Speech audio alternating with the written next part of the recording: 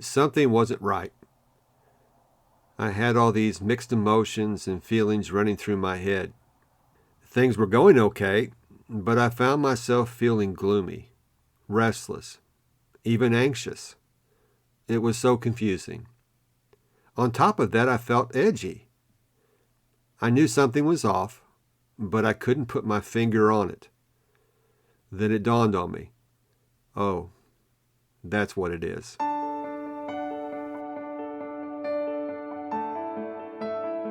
Did you finally realize your dream of having a family only to have your happily ever after turn into a nightmare?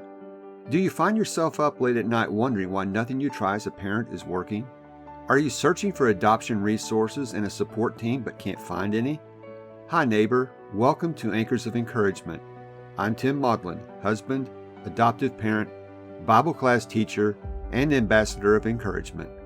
I too felt the joy of having a family of my own. I wished we could be like other adoptive families. I knew we were doing our best, but nothing seemed to work. I kept asking myself, why is this happening to us? Life can be tough. Storms in life are inevitable. In Anchors of Encouragement, my mission is to throw adoptive parents a lifeline and be your anchor, to offer biblical mindset support and provide stability when life gets unstable. If you're ready for real and raw talk that leads to peace beyond comprehension, so you not only survive but thrive in life's storms, this podcast is for you. Hope and healing are on the way. Hi neighbor, welcome to another episode of Anchors of Encouragement. Have you ever felt gloomy, restless, maybe even anxious at times? Or maybe you've felt confused and even edgy. Maybe not all of these at once, but chances are you felt these at some point in your life. Recently, I was feeling all of these. Things were going well, and then it dawned on me. That's what it is. I was a few days away from the anniversary of my mom's passing. I knew it was getting close, but I didn't anticipate feeling this way before the day. In episode 19, I shared the story of when she passed. Let me just recap a little bit of that for you. She was in the hospital after a lengthy illness, but my brother, sister, and I fully anticipated, as Mom did too, that after a period of time in rehab, she would make a full recovery. It was a Friday morning when I got the call from my sister.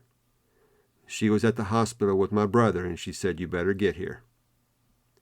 As I was getting off the elevator, I remember hearing over the intercom, "Code Blue, Park 5. I knew it was Mom.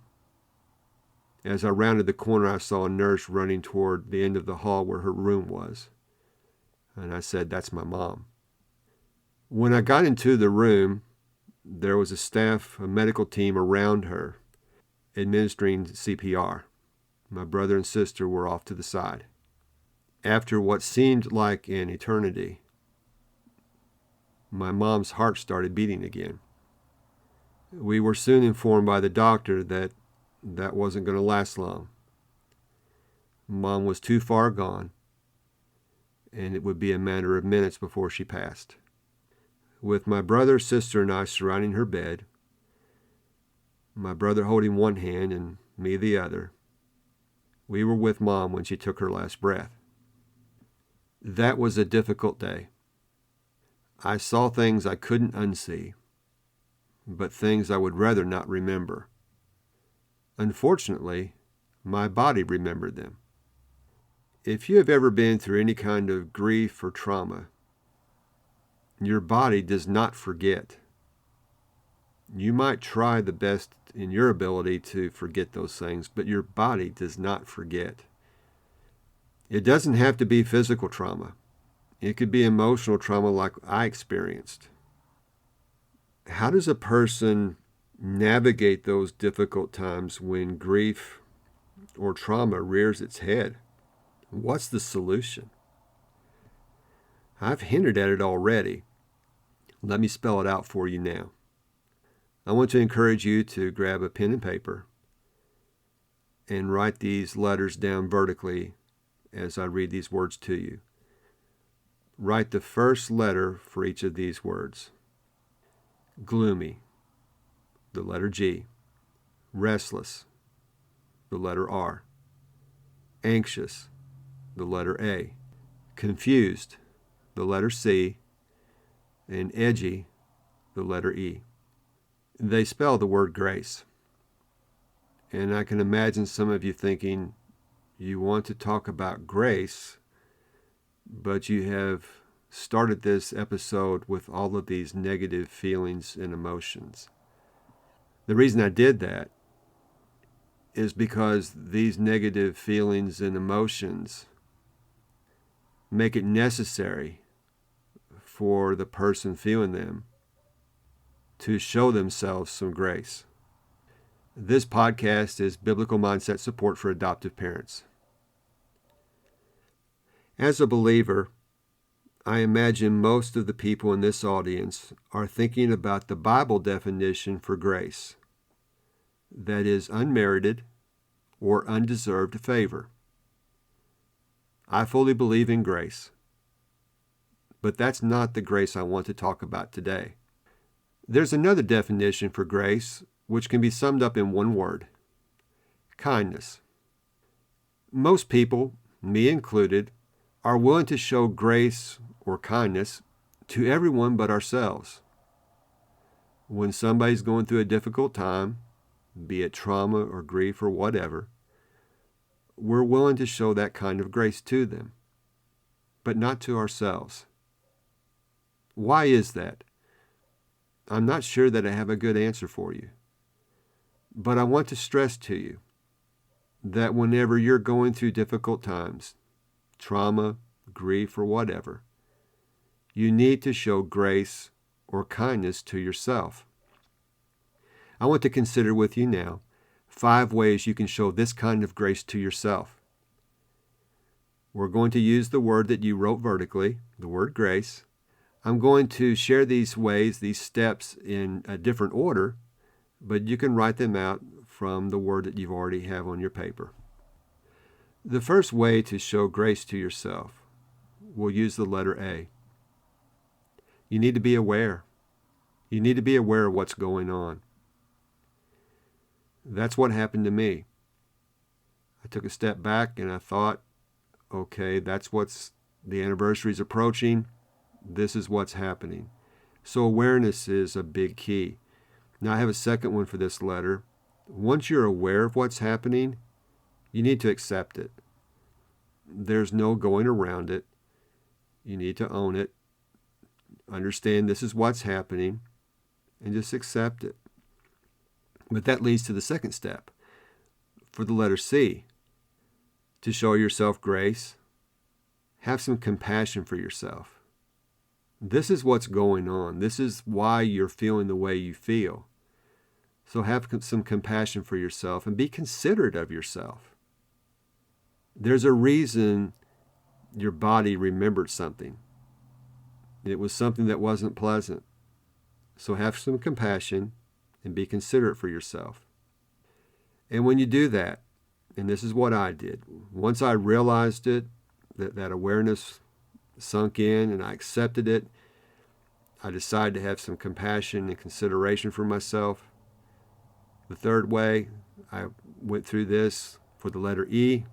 I took a breath. I just exhaled. There was no reason to fight it. This is why I was feeling the way I was feeling. So just take a deep breath, exhale. And when you do that, number 4, be gentle with yourself. Don't beat yourself up. There's a reason this happened to you, so be gentle with yourself. And when you've gone through all 4 of these steps, and you get to the 5th one, and this is what I did, for the letter R, I decided I needed some respite. I needed to rest for a little bit. There was no sense trying to push through anything. I needed a break. I needed some respite. So that's what I did. Let's get to your daily doable and build on these 5 steps a little more. Whenever you realize you need grace, And you're going to realize that by how you feel. Maybe you're feeling gloomy, restless, anxious, confused, or edgy. When you're feeling that way, that should be a good indicator that you do need some grace. You need to show yourself some grace. When you're feeling that way, try to determine why. Look for that awareness. Ask yourself questions. What could be causing this? When you realize it, accept it, and then show yourself some compassion. There's a reason you're feeling this way. And then be considerate of yourself. When you've done that, take a deep breath, exhale, and be gentle with yourself. And then I want you to ask yourself this question. How can I show myself respite in this situation? You need to take a break. Find ways that you can show respite for yourself. I hope this episode has encouraged you. I know in my life, when I start to feel out of sorts, I work through these steps to determine what's going on. And when I understand it, then I can face it head on. It's better to deal with it than to ignore it. Work through these steps. Take a break. Get some respite. Things will be better later. I want to thank you so much for joining me.